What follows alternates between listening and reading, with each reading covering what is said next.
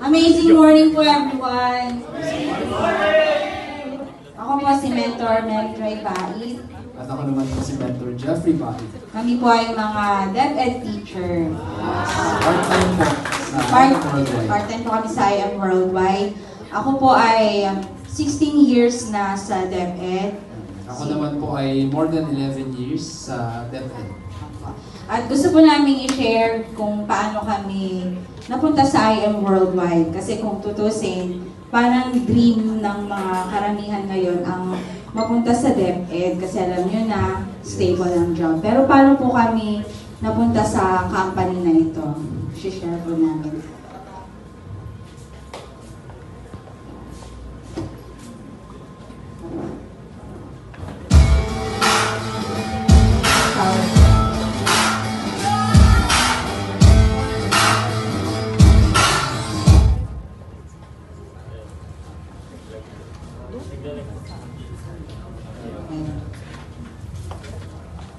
Okay, so kami po ay mga DepEd teacher. Kagaya po na nasabi namin, hindi ko po makita yung slide.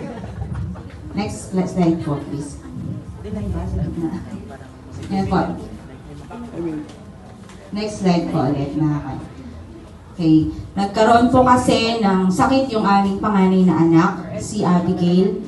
Na-diagnose po siya ng acute myeloid leukemia noong June 2023. 6 years old po siya noon.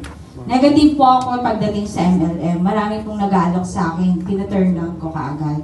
Pero ito po yung dahilan na ginamit ng Diyos na hindi po ako nakatanggi sa ganitong klase ng business. Next slide po. Okay, yan po yung kanyang lab test, yung BMA result po niya, na talagang nag-positive po siya sa acute myeloid leukemia. So, nag-research po ako, ano ba itong sakit na to? Kasi nakikita ko lang to, napapanood ko lang to sa teledrama, na pag leukemia, wala na. So, alam ko na yung next na susunod nun. Kundi wala nang ano. Yung acute myeloid leukemia po pala is a deadly type of cancer. Paano siya naging deadly type? Kasi po, nagpo-produce yung bone marrow ng abnormal cells na dapat yung mga myeloid cells po na yun mag-turn or transform into red blood cells and platelets or platelets. Kapag hindi po siya nag-transform sa ganun, ma-overcrowd po ng abnormal cells ang bone marrow. Hindi makakapag-circulate normally ang red blood cells sa buong katawan. Pag hindi po nakapag-circulate ang red blood cells, hindi po masusuplayan ng sapat na oxygen ng brain, pwedeng mag-cause ng brain damage. Pag brain damage po, wala na. At saka yung acute myeloid leukemia niya ay hindi po basta-basta. Kumbaga may iba't ibang klase po kasi, ALL, AML, tsaka chronic. Yung ALL, leukemia na sakit po ng bata. Pero yung sakit ng anak namin, very rare po. Kasi adult acute myeloid leukemia po ang sakit niya. Yes, which is, sabi nung dagdag ko po, nung doktor sa tinagal niya po na ng gamot, alam niyo po kung ilan lang ang nag-survive sa panahon po ngayon? Ilan po? Isa pa lang. So, ibig sabihin, 99% hopeless. So, tutuloy ni Mentor Joy. Sabi ng doktor po niya, yung take note po 62 years old na yung kanyang doktor. Mula nung nag-doktor siya, isa pa lang ang survivor niya na AML. So napakabigat sa amin na bilang magulang, ganong sitwasyon. Na leukemia na yung sakit ng anak mo, tapos isa pa lang ang nag-survive. So di ba down na down ka na? So next slide po tayo. Ayan po. Kaya nag-chemotherapy po siya. Kasi pag hindi po na treat kaagad yung AML, mabilis pong dadami yung myeloid cells. Nung nag-chemotherapy, yan po yung mga sinapit niya. Nag-bleed po yung ears niya, nag-bleed yung gums niya, nagkaroon siya ng multiple infection, pneumonia, cellulitis, ganun na po. Kasi mainit po yung chemo meds sa loob ng katawan. Kaya mamamaga po talaga lahat. Yung chemo meds po, pag dinaanan niya ang katawan, wala siyang pinipili. Bad and good cells, tinitira niya. Kaya lalong bumababa yung hemoglobin, yung immune system niya po talaga babagsak. Next slide po tayo. So we prayed for a solution to strengthen her immune system. Kasi yun lang ang tanging solusyon para hindi na siya laging magsasalin ng dugo, hindi siya magkakaroon ng infection. Kasi sabi ko, Lord, ayaw ko ng ganito. Na sa tuwing magkikimo siya, after 7 days na naka-admit siyang magkimo, lalagnatin siya, magkaka-infection siya, antibiotics siya for 7 to 10 days or more. Kung hindi bababang lagnat niya, hindi siya papauwiin hanggat hindi gagaling yung lagnat.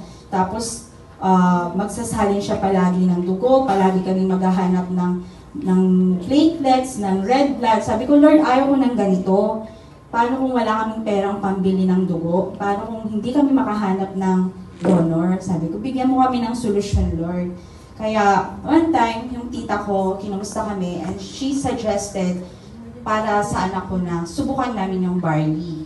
And yung mother ko, ang nagsuggest naman na to look for Miss Maritoni Fernandez barley. Kasi si Miss Maritoni ay 20 years and more ng survivor ng cancer. Saka yung kanya pong chemo po dyan ay hindi lang po basta-basta. Alam niyo po kung ilang araw, 7 days po na straight.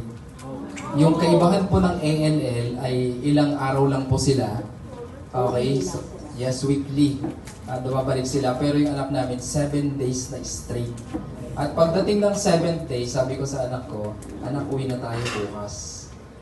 Yes, Daddy, uwi na tayo. Alam niyo po kinabukasan, yun nga po yung nakita niyo yung mga result, side effects, na hindi po kami nakauwi. Yung 7 days po namin, naging 34 days.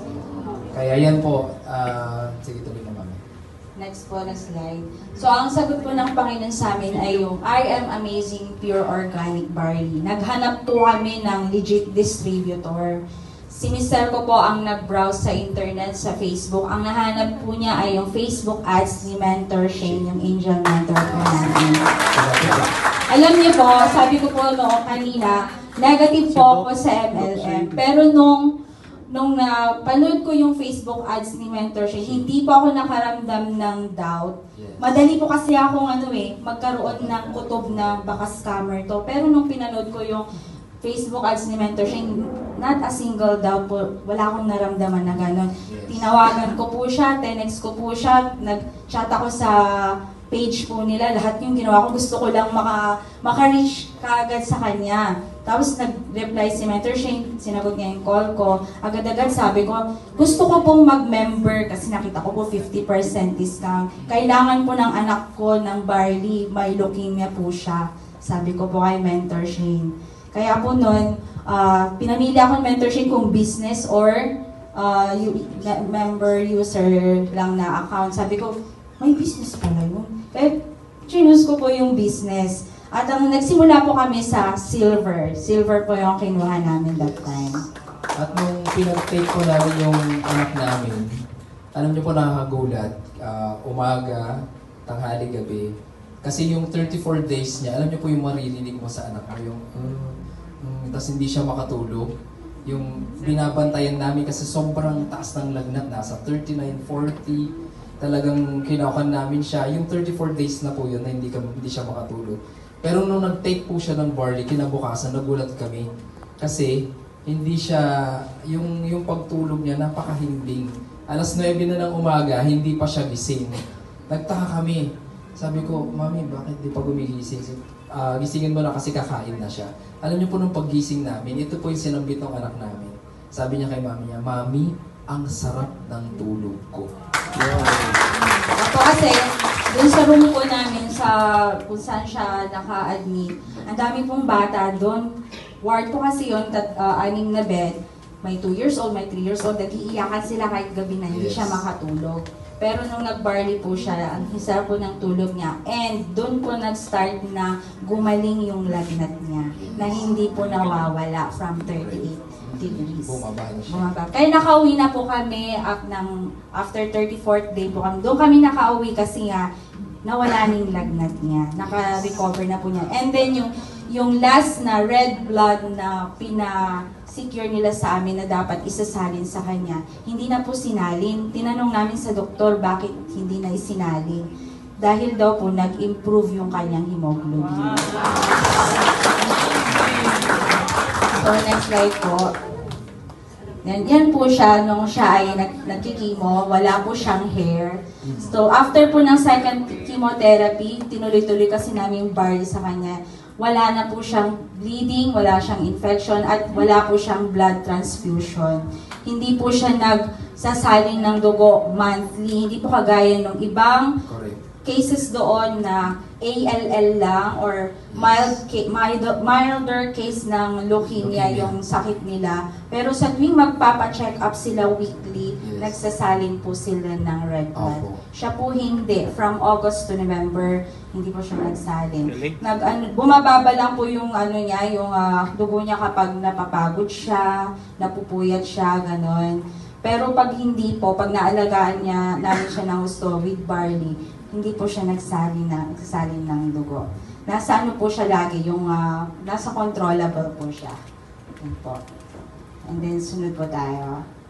Yan po, nung January 9, 2025, tinuloy-tuloy po namin yung barley niya. Binibigyan po namin siya 4 sachets bago breakfast, bago lunch, bago dinner. Kapag may sipon siya, before bedtime pa. Pag nilagnat siya, round the clock po yun, 4 sachets. Para po mabilis siyang makarecover.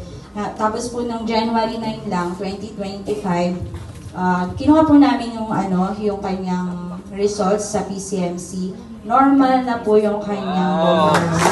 Clear na po mula sa abnormal cells. Yun po yung pasasalamat namin sa Panginoon. Yung pong kanyang chemo ay tinanggal na po ng doktor. Wow! Wala na po siyang maintenance na oral chemo ngayon. For monitoring na po siya. Ang prayer po namin, please tulungan niyo po kaming mag-pray na wag po siyang mag-relapse kasi may possibility pa daw po mag-relapse. Pag sinabi po nilang relapse, pwede pong bumalik yung cancer cells. Kasi may cases po doon sa ospital na nag-bone marrow exit na clear pero hindi po nagbabarley yung mga yon. After ilang months lang, relapse po sila. Nag-chemo ulit, doble ang gamot. Yes. Ayun po. So next po.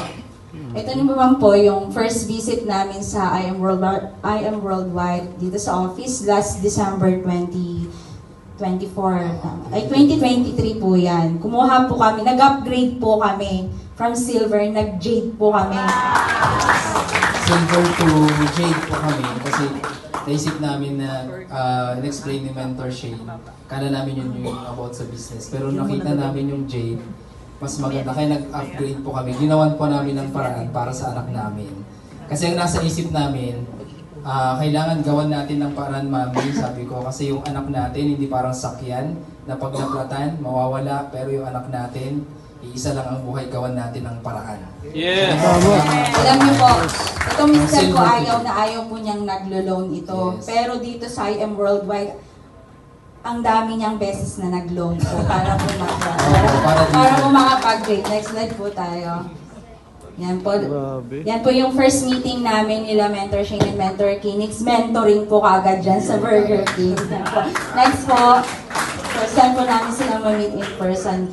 Patuloy po kaming nag-share ng hope kahit po gabi na kasi sa umaga nagtuturo po kami. Sa gabi na kami nakakapag-deliver minsan. Or after class po niyan. Next po tayo. Yan po, marunong na rin po kaming mag-share, mag-IBP. Kaya kahit kami na, dati po sinasamahan kami ni Mentor Shane. Mamouse-mouse pa na si Mentor Shane. 5:30 hanggang onwards po, kami ay nag-share na po sa mga parents din namin. Tsaka sa mga barangay po namin. And then, next po tayo. Yan po. Sinimulan po ni Mentor Jeffrey mag-jade. Mag-upgrade. Tapos ako po. And then, pati Sinama na namin yung mga anak namin. Dalawa po sila. Si Abby, tsaka si yung bunso. Pamana na po namin sa kanila yung business na yan. Dati po, ang dream ko sa kanila mag-doktor. Nakita ko yung kalagayan ng mga doktor at nurse sa hospital. Sabi ko, hindi rin pala maganda. Anak, mag-entrepreneur na lang. Sabi ko, mag-I Am Worldwide na lang. Yun, kinuha lang po namin ng Jade. Hawak mo pa ang oras mo sa IM Worldwide dito sa hospital. Hindi, sabi. Tama eh. Tsaka hindi na po siya pwede ng ganong kurso dahil sa naging sakit niya. Tapos pag nag-share po kaming dalawa ni Mentor Joy, sabi ni yung panganay namin si Abby, sabi niya, Daddy, gusto ko rin maging mentor. ang hindi niya alam, anak, mentor ka na. Kaya gusto niya, balang araw sabi namin sa kanya, maging inspirasyon ka din, anak. Yes! Ikaw din yung mag-share. Kasama na ako. Kaya salamat po sa una sa Panginoon, gandi po sa mga mentor angels namin, si Mentor Kinix, saka Mentor Shane. Yan po yung namin, first vehicle namin, yung tricycle namin, yan ang Yes. sakay namin, sinasakyan namin pag ma-admit yung anak ko. Siksikan po yung daming bag. Yes, every week po pupunta kami sa hospital, more than 1 hour pong travel. Umuulan yun, maaraw gabi, sige travel yan po yung sakyan namin. Dala po namin lahat ng gamit kasi ang layo po nung Moncada to Tarlac City. Tarlac City. By the way, taga Moncada, Tarlac po kami. Next po. At ito naman po yung first car ever namin.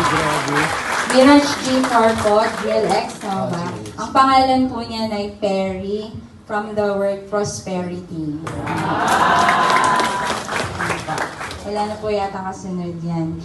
Ito naman po yung aming nagtatanong kasi ako dati, Lord, bakit ang dinami-dami namang tao, yung anak ko pa? Eh nung nakilala po namin yung I Am Worldwide, ito po yung sinagot sa akin ng Panginoon, all things work together for good to them that love God, to them who are called according to His purpose. Sabi ko, Lord, pinahintulot mo to, inalaw mo to sa buhay namin kasi gusto mo makilala namin yung I Am Worldwide. Yes! Dahil dati po, nagpipray din ako na gusto ko nang makawala sa DepEd. Gusto ko yung dumating ako sa point na gusto ko kasama ko yung mga anak ko, ako yung teacher nila sa bahay. Nagigilty po kasi ako na natuturuan ko yung ibang bata, yung mga anak ko hindi ko maturuan. Yun po. Yun lamang po. Kaya maraming salamat po sa inyo dito po sa MVP, lalo po ang aming mga angel mentor, Mentor Phoenix, Mentor Shane, sa inyo pong lahat. To God be the glory. Ako po si Mentor Jeff. Mentor Melijoy Baez po, and I Am Worldwide. Thank you. Lord! Ayan, no?